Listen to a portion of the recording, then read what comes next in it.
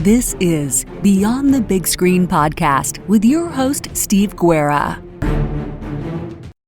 Welcome back to Beyond the Big Screen. We have another installment of Hollywood Hates History today.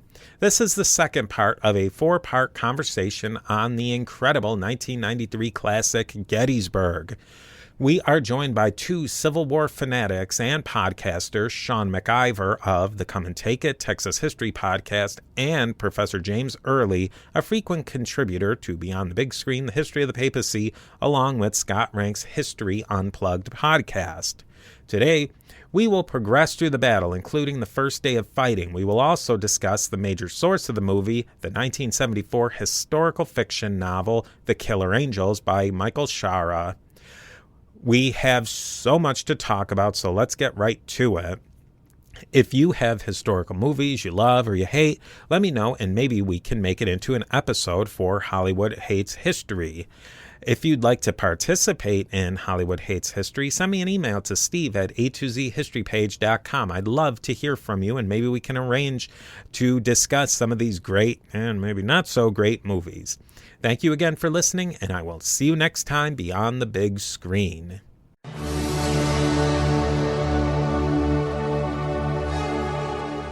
So here we are, the first actual day of battle, which was Wednesday, July 1st of 1863.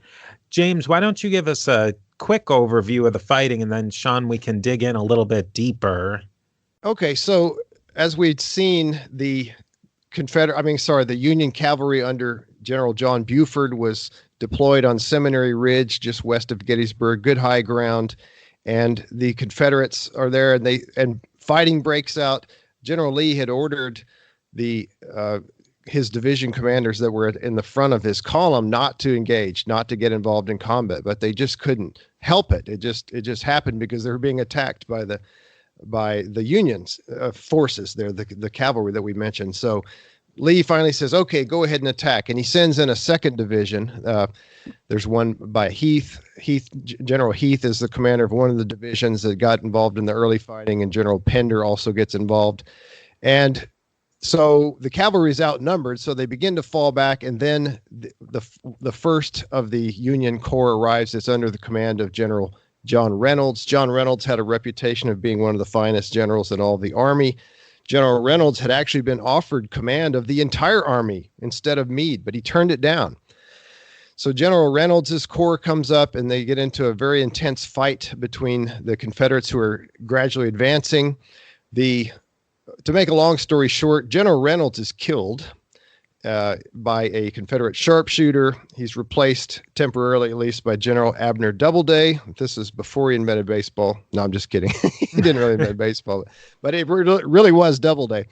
The Confederates force the Union soldiers back. They have to retreat through the town of Gettysburg. There is a little bit of house-to-house fighting, but for the most part, it's a solid Confederate advance, pushing back the Bluecoats. And at the same time as this, General Ewell's division is pushing in from the north.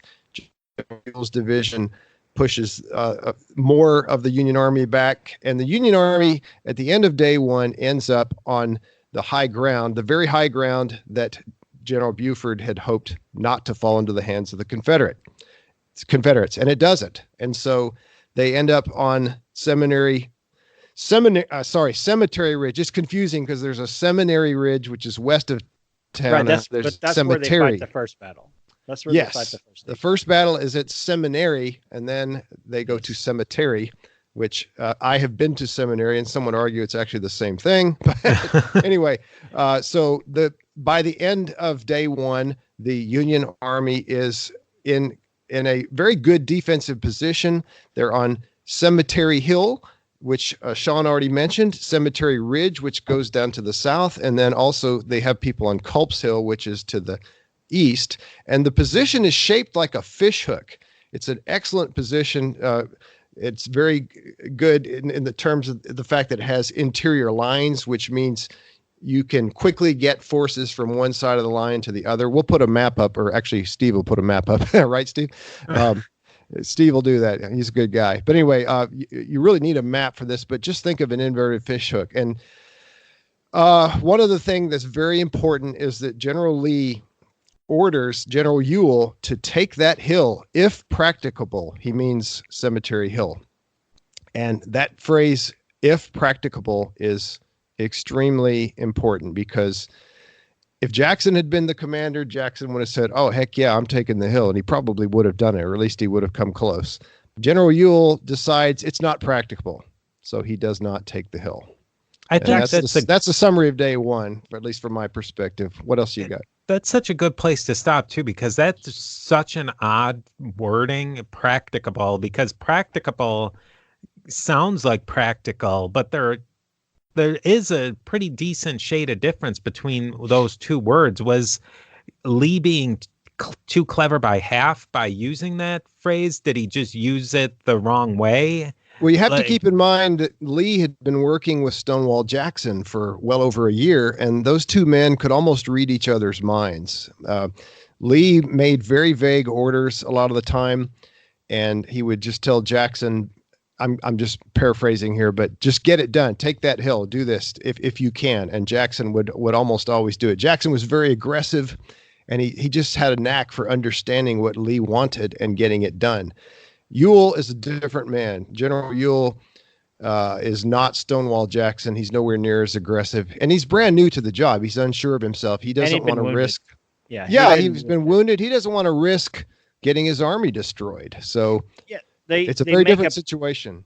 A couple of things. So later on in the book, Longstreet makes a note to another character that, to an observer, that Lee's habit was to give the orders to his subordinates and then to step back and let them execute.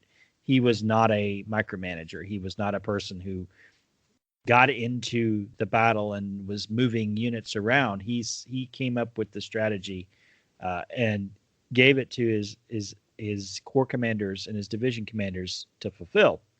Mm-hmm. The other thing was that he, as far as Ewell goes, Ewell was a fine division commander who had served under Jackson. And Longstreet makes a good point in the book that and Lee, I think, or it's either Lee or Longstreet makes the point that some men are good regiment commanders that don't make good brigade commanders. Some men are good division commanders that don't make good corps commanders. So it just varies. You know, if you push a person up and promote them, they may not execute in the same way at their level. A.P. Hill was a great example of that. A.P. Hill was one of the finest division commanders of the war. He wasn't as effective as a corps commander. So, you know, that's the other thing. And then the final thing is that Lee was a gentleman of the South, and it was a much different time. The language was more courtly, and I think that's where that practicable comes from. Is he had a gentlemanly way of asking for things of his subordinates, whereas someone like Patton would say, "Go take that damn hill." Right. In a later war. Yeah, in a later war. Even a Grant, who was a more rough homespun or a Sherman, would say, "Your orders are to take that hill." You know, it was a gentleman's way to ask his men, his subordinates, to deliver something, to do something for them. It was not necessarily a commander's way in the way we probably think of it. And it had worked for him up to that point. And now, a brief word from our sponsors. Right. And I'd say Jackson would have taken that hill unless his humors did not agree with it. And then he wouldn't have taken that hill, because Jackson was a hypochondriac. And, you know, if his blood was not flowing the right way, he maybe wouldn't have taken that hill. So the movie breaks down into some very different scenes as we go into the day one of the battle. Lee was very religious. He's praying in the morning, gets up very early in the morning before dawn. And Longstreet tells him they've encountered the cavalry. There's fighting. And Lee's confused. Why are they fighting? But he says, well, it's, you know, he's trying to figure out what's happening, because he didn't give the orders to engage the enemy. And I think that's where Lee's character comes out in here, is that he sets his mind on an action, and he gives the orders and he expects it to be done. And so when that doesn't pan out the way he wants it to, I think he shows in the movie and in the book at this point a lack of decisiveness, of flexibility, really, more than anything else, that he didn't display before. Now, I think the book talks about that, in some omniscience, he actually he's been suffering from heart disease, and he would eventually have a heart attack and die. And he may have had a mild heart attack earlier in the year. And so he's becoming ill. And that maybe plays a part in this. Then there's a scene in the battle, in the fighting. Buford has some horse artillery that's firing at the Confederates. And he's got a brigade basically defending this stone wall behind this ridge. And the Confederates are just coming in, and they're coming in and advancing in these block units. And you're like, why did people fight a war like that? Yeah. And Buford, and what you don't know is Buford's army his men had repeating rifles, whereas the Confederates had muzzle-loading muskets, rifled muskets. So they realize, the other thing that they realize, though, is that there's more Confederate units coming. And the thing is that there's another road coming in from the north. And so Buford realizes he does need to have some men over there guarding that portion of the ground. And he's patiently waiting for Reynolds to arrive. And Reynolds does finally show up, and he commends him for choosing the ground and starts to relieve the cavalrymen. And so they move the cavalry over to the north side of town, where they think there may be more Confederates coming in. As far as the battle goes, on the Confederate side, General Harry Heath reports to Lee, and Lee is irritated because he doesn't know how much of the Union Army is over there. Heath says that they're fighting, because there was a cavalry there, and the men just started fighting, and they don't want to stop fighting. So Lee knows that Ewell's corps is coming in from the north, and Lee decides, well, the battle's here, and he just orders all the units to attack. And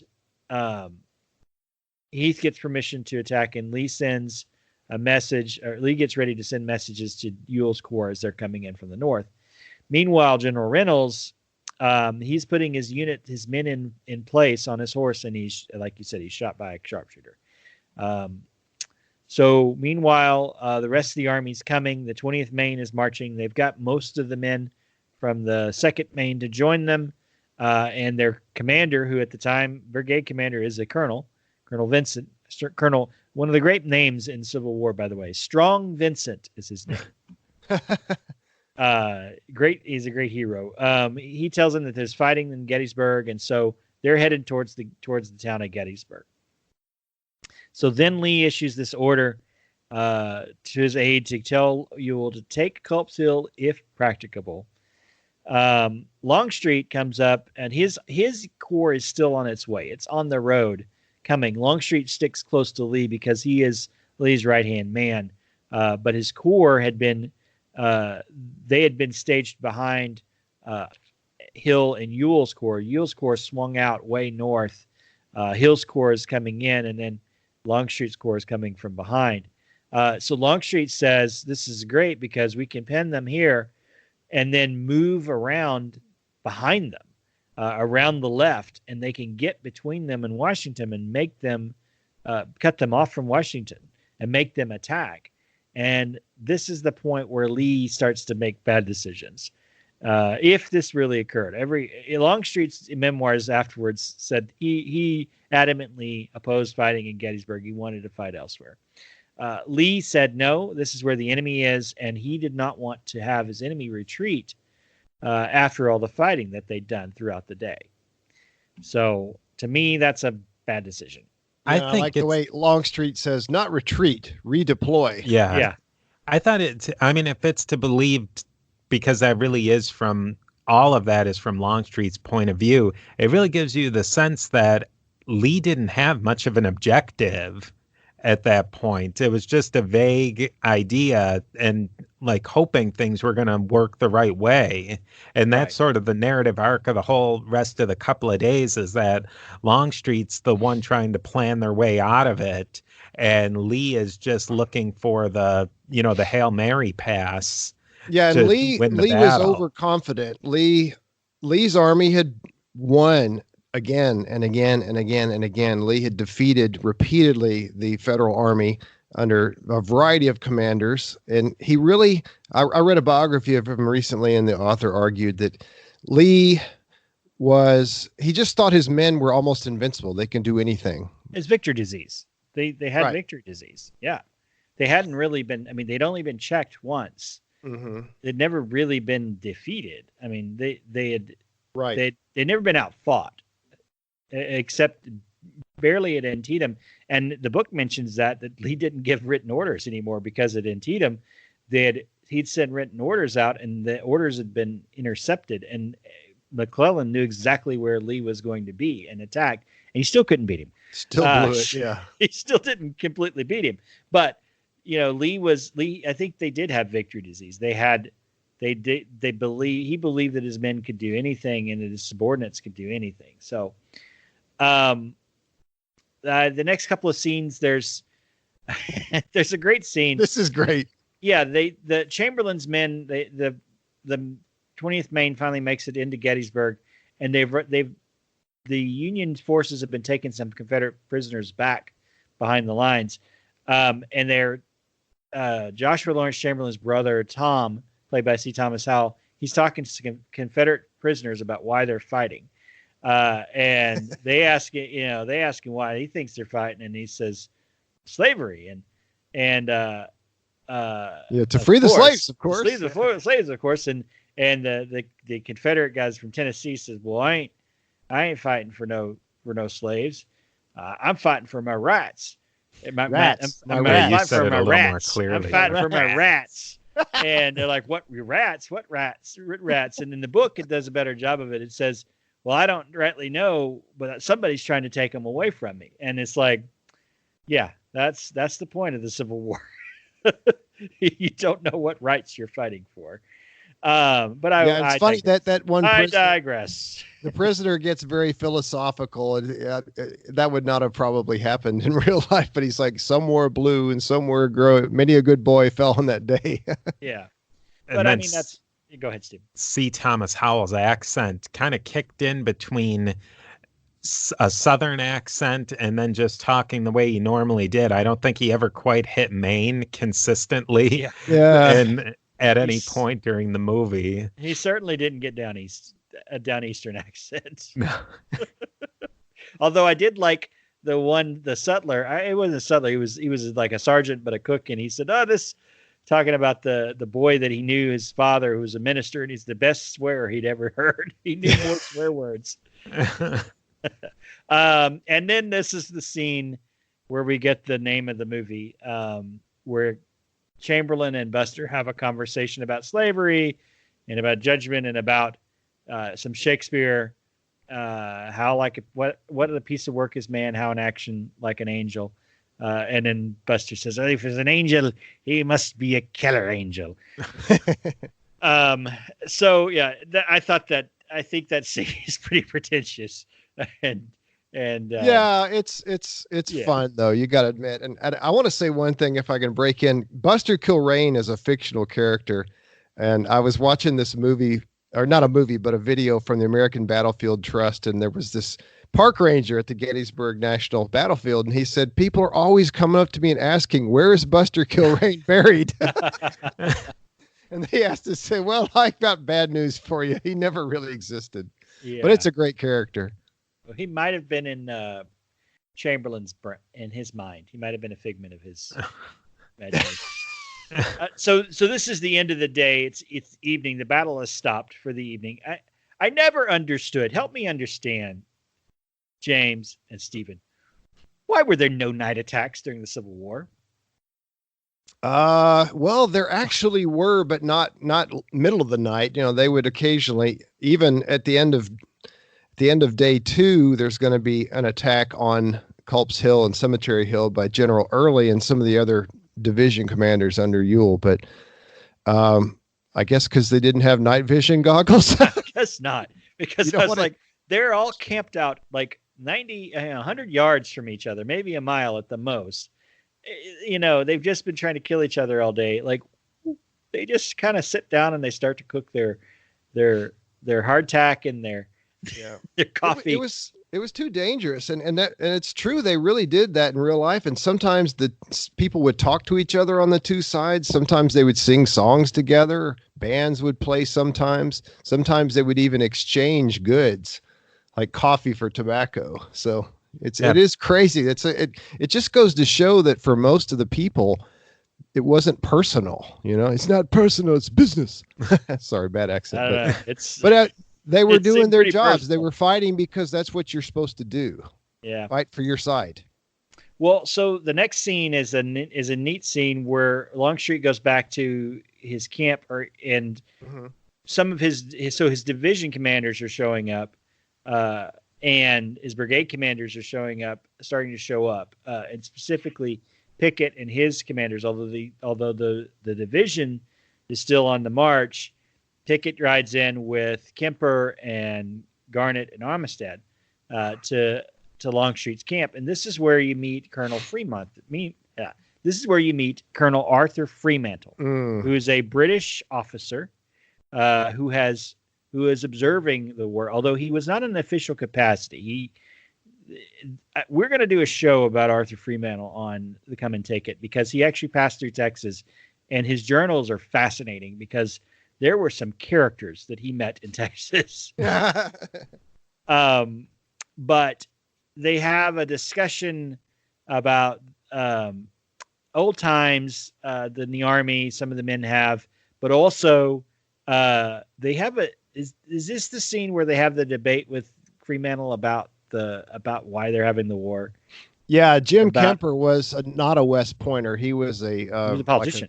A politician. Eventually, he's going to become the governor of Virginia, but he's trying to convince Fremantle.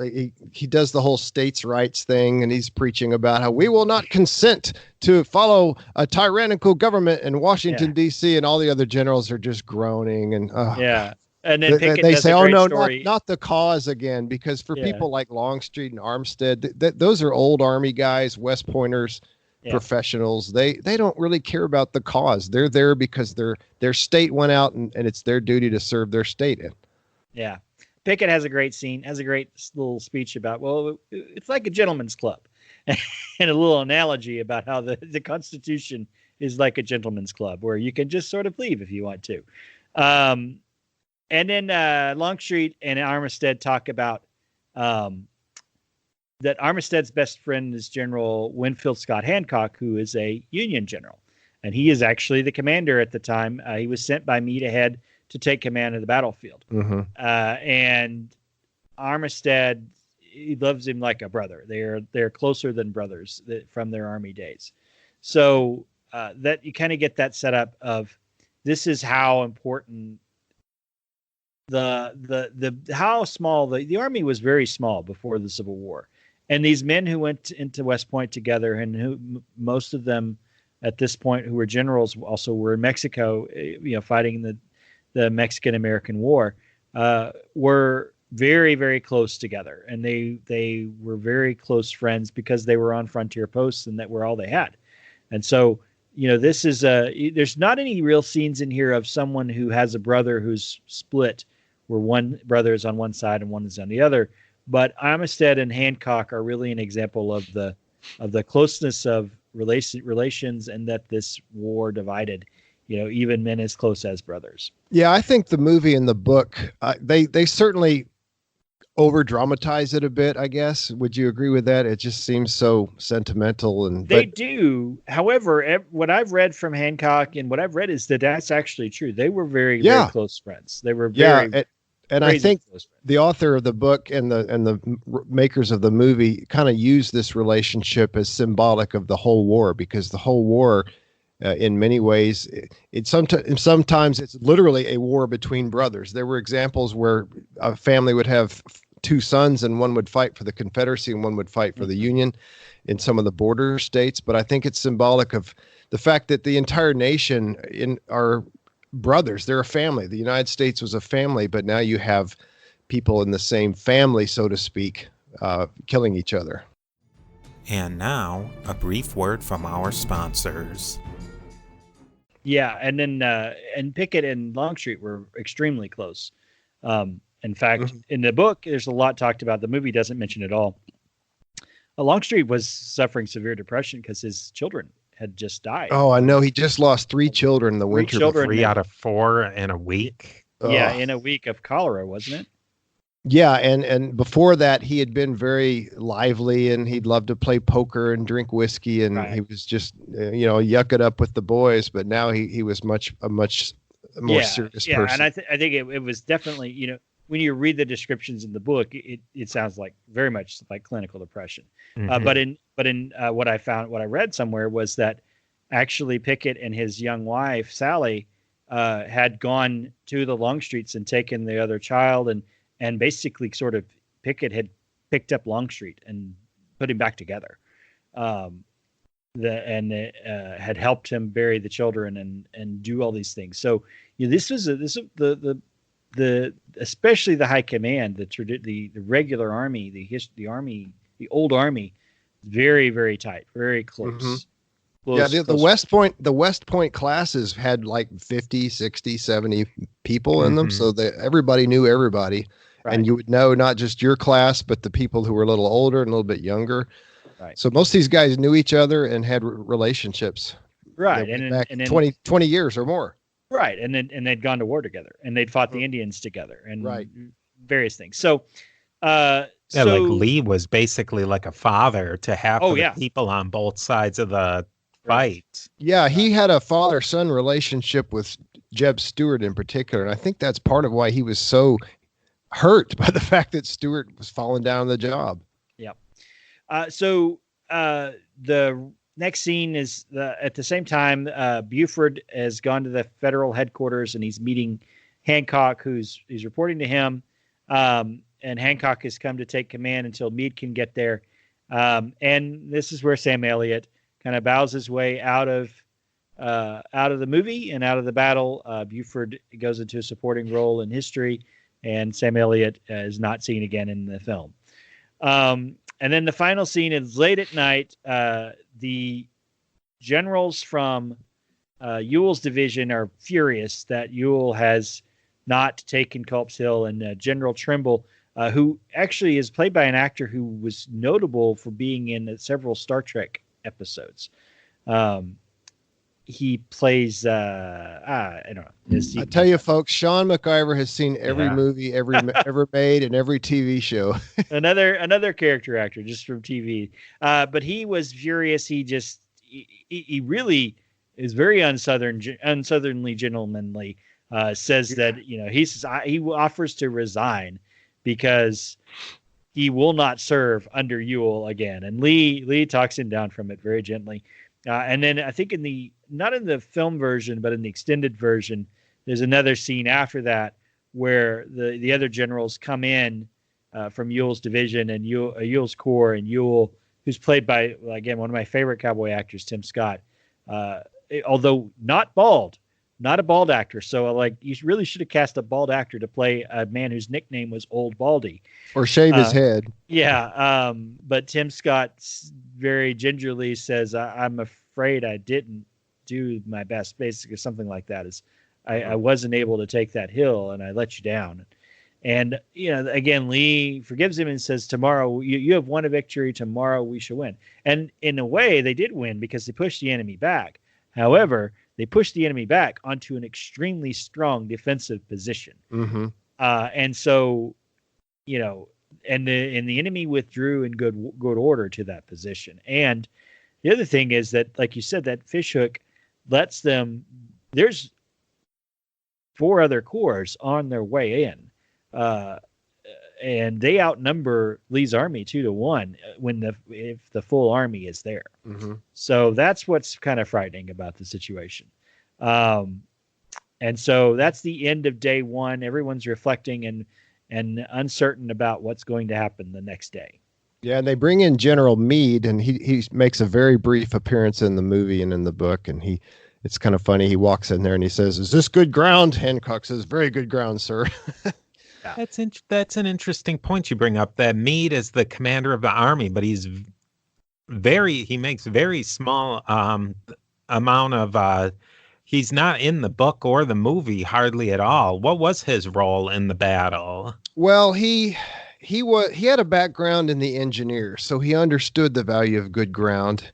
He's going to play a much more active role on day 2 and day 3, especially day 2. Day 2, which we'll get into obviously later, but day 2 is a very complicated day. A lot of moving parts, right, Sean? I mean, there's just stuff going on everywhere, and in the book and the movie, they choose to focus on only one tiny part of what's going on day 2. Well, they talk a little about Hood's attack through Devil's Den, but the main focus, I would say 90% of the attention is given to the battle on Little Round Top. Yeah. The amazing, unconventional defense of that hill by the 20th Maine and some other regiments led by Colonel Chamberlain. Yeah, and Meade, I think, is an interesting character in that he is tied so strongly with this battle because he was like you said, he was an engineer. He was a good division commander. And then he became a very good corps commander, right? And he sort of fell into the command of the Army of the Potomac. He was never flashy, though. He was never the character that someone like Joe Hooker or Ambrose Burnside McClellan. or McClellan or Pope. That those people were. He was competent. He was very competent. But as Lee even said, he will be cautious. He will be, because he knew him, because he and Lee were about the same age. And he'd only been on the job for like 3 days, you know. Yeah. Right. But he'd been a corps commander, so he was a known quantity. He was not an unknown quantity like if they'd brought Sherman in, and Lee would have been like, "Ooh, I don't know if I can handle this guy." But he's so tied with this battle because most of the battles are these flashy characters against Lee, and they fail. He outfought Lee, but then he stayed and he commanded the Army of the Potomac because when Ulysses Grant came in, he came in as commander of the entire Union Army. And he used the Army of the Potomac as his main striking army. Mm-hmm. So he had overall command of the battle, but Meade still had command of the army through the end of the war. And so he had a say in how the army was used, even though Grant was in command. And later in 1864, Grant said Greed and Sherman are the fittest officers of large command that he'd ever served with. Yeah, Meade doesn't get a lot of attention. I mean, if you asked even somebody that's educated in history, if you said, "Hey, name the greatest Union generals," they'd say Grant, Sherman, Sheridan, maybe George Thomas. They probably would not come up with Meade. Meade really gets overshadowed later by Grant, but this is his moment. I think he realizes that. I think Meade realizes every one of my predecessors has failed miserably, and I do not want to screw this up. So we're going to just do basic defensive fighting. We're going to hold our ground, and we're not going to. I just don't want to blow it. And really, I think a lot of the credit for the victory can come from Buford and Reynolds realizing this is the ground to fight on, and having a defensive general who would dig in was the perfect person. Someone who was aggressive, or even someone like Joe Hooker who had a reputation for aggression, but not the tactical skill, and had lost his nerve at Chancellorsville and been outfought. He might leave that ground and attack and be defeated. So this was the right ground. I think, in my opinion, is the battle was lost by fighting it in this ground. One question I had for you two was, It happens a little bit earlier than this point, but they talk. Reynolds has one of his monologues with Destiny about how he's using cavalry as just a means of transportation, and Yes. that they mostly fight unmounted. And they kind of set that up as a dichotomy with the Southerners, who are more, acting like medieval knights, where they have these love affairs with their horse, and this Well, whole. and there was one commander in the South that did not do that, and that was Nathan Bedford Forrest, and he used his men as mounted infantry. He used his cavalry. He was a cavalry commander, and he fought in the Western Theater and then in the Deep South. And of course, he has a horrible post-war reputation, but he was a military genius in that when they fought battles, they would dismount, they would take positions, they wouldn't march in lines, and they would take the horses to the back, and then they would use small unit tactics to fight their enemy. So, Reynolds did that. Yeah, Reynolds was fighting then that way as well. And not Reynolds, I'm sorry. Buford was fighting that way, and he equipped his men with repeating rifles, as I said earlier, because that gave them a firepower advantage. It made one man into 7 or 8, right? Because you had a 7 shots before you had to reload, I believe. Or even with just the Sharps rifle, which were single shots, but they were breech loaders. So you didn't have to. You didn't have to. Yeah, you could fire off 4 to 5 times as many shots in a minute as a musket wielder, and so that's the thing. The way because the North did not have as much of a horse tradition as the South did. Most of the gentlemen who were not senior officers or regiment or brigade commanders joined the cavalry. Ashley Wilkes was a cavalryman from the Gone with the Wind, right? He served in the cavalry because he was a gentleman, and gentlemen did that. And the two twins that were chasing after Scarlett O'Hara became cavalrymen because they were gentlemen, and gentlemen did that. And I think that's you're right. And that's the thing, is that this was a point when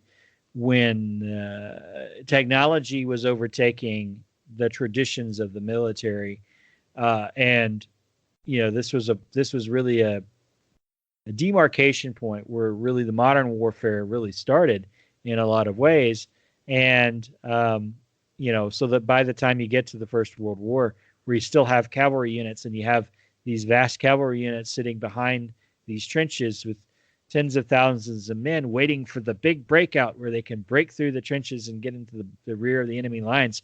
Meanwhile, they're sitting there, and their infantry fellows are dying by the tens of thousands in every battle. So, I